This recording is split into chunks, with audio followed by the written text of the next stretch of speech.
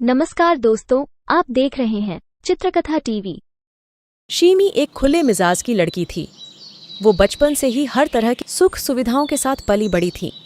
उसे कोई कमी न थी। घर में एसी लगा हुआ था, बड़ा वाला fridge, dish washer, air conditioned गाड़ी, वैक्यूम क्लीनर, वॉशिंग मशीन, या यूं कहे कि सभी प्रकार की सुख सुविधाएं थीं। एक दिन शीमी के चाचा और चाची जी घर आए। जगमोहन भाई, हम अपनी बिटिया के लिए एक बहुत ही अच्छा रिश्ता लाए हैं। लड़के का नाम विक्रम है। लड़का बैंक में मैनेजर है। सर पर कोई कर्ज नहीं है और घर में सभी प्रकार की सुख सुविधाएं हैं। मैंने खुद उनका घर देखा है। लड़का एकदम खरा सोना है, सोना। अच्छा बस कमाता भी है। करिए भैया, मैं आपकी बातों से काफी प्रभावित हो चुका हूँ। बस देवर जी, यही समझ लीजिए कि लड़का हमारी आंखों के सामने पला बड़ा है। तो फिर ठीक है भैया, ले आइए किसी दिन लड़के वालों को हमारे घर। अरे भाई जानकी, तुम्हें कैसा लग रहा है ये रिश्ता? अब मैं क्या कहूँ जी, आप लोग जो ठीक समझे। और फिर एक दिन ताऊ जी का फोन आया कि लड़के वाले शिमी को देखने आने वाले हैं। अरे जानकी, सुनती हो? भैया ने लड़के वालों को इसी रविवार को बुलाया है। फिर तो आज शीमी से भी बात कर ली जाए। और फिर जब शिमी अपने कॉलेज से घर आई, अरे शीमी बेटी, जरा हाल में आना तो। मुझे और तेरे पापा को तुझसे कुछ ज़रूरी बात करनी है बेटी। हाँ मम्मी, मैं बस अभी आती हूँ। और फिर हॉल में शीमी बेटी, मुझे तुमसे एक ज़रूरी बात करनी है। मैंने और तुम्हारे ताऊ जी ने तुम्हारे लिए एक अच्छा लड़का देखा है। लड़का बैंक में मैनेजर है। मैं चाहता हूँ कि तुम भी उसको एक बार देख लो, इसीलिए इस रविवार को लड़के वाले घर आ रहे हैं।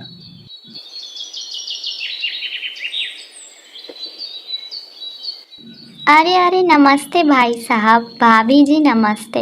आओ बेटा, अंदर आओ। इसे अपना ही घर समझो, बैठो। हमारी बेटी शीमी बहुत ही होनहार है। उसने मास्टर्स की हुई है। अरे शीमी बेटी, जरा बाहर तो आना। लेकिन हमारी शीमी को क्या पता था कि जिस रिश्ते के लिए आज वह खुशी खुशी हाँ कर रही है, कल उसे उसी रिश्ते के लिए रोना पड़ेगा। तो आइए देखते हैं क्या हुआ शीमी के साथ है।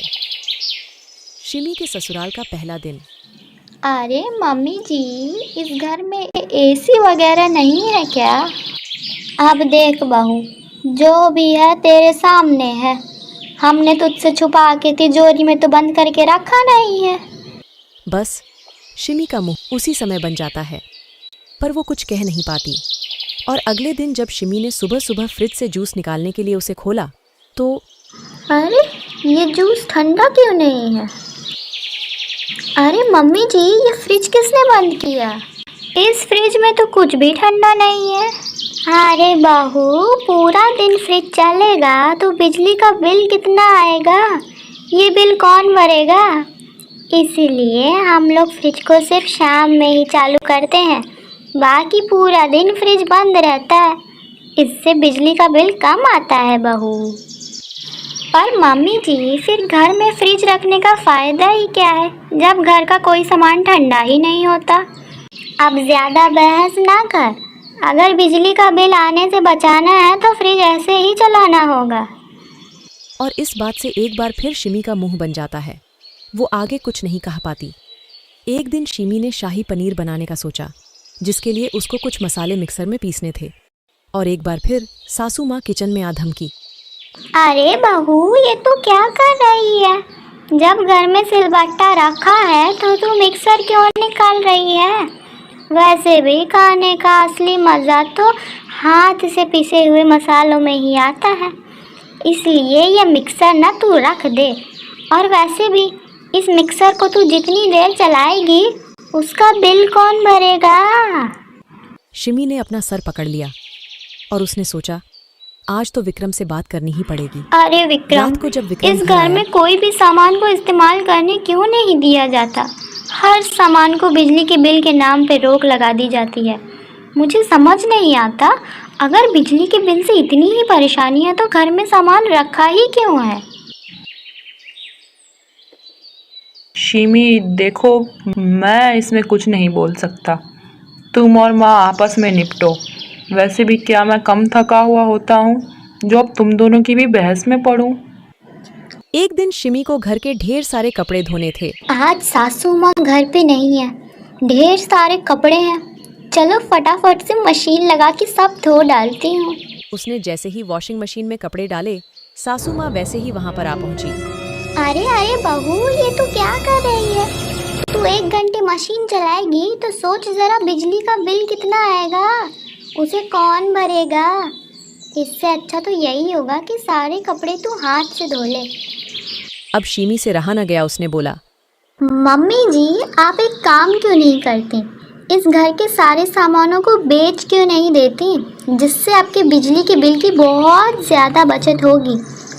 बस कल से मैं भी काम पर जाऊंगी, ताकि आपके इस सवाल से छुटकारा मिल सके कि ये बिल कौन भरेगा। और फिर शिमी अगले दिन से काम पर जाने लगी। पर उसे कहाँ पता था कि उसके काम करने से भी घर में जो एक्स्ट्रा पैसे आ रहे हैं, उससे भी बिजली के बिल की समस्या को वह नहीं सुलझा पाएगी। और फिर 1 महीने बाद जब शिमी पैसे लेकर गई, सासू माँ ने कहा, अरे बहू, तेरी एक ही तो ननंद है, उसकी भी 2 साल में शादी हो जाएगी। 1-2 साल तक कम से कम तू अपनी इकलौती ननंद को एक आध गहने तो बनवा दे। उसके बाद हम तेरे पैसों से बिल भर लिया करेंगे। पैसे कहाँ भागे जा रहे हैं? हाय रे मेरी फूटी किस्मत। मम्मी, आपने मेरी शादी कहाँ पे करवा दी? इन कंगालों की कंजूसी का तो पता लगा लिया होता। अरे मेरी नाजों से पली फूल सी बच्ची, हमें कहाँ पता था? हमें अच्छे से जांच परख कर लेनी चाहिए थी। हम तो तेरे ताऊ और ताई जी की बातों में आ गए। हमें माफ़ कर देना बेटी।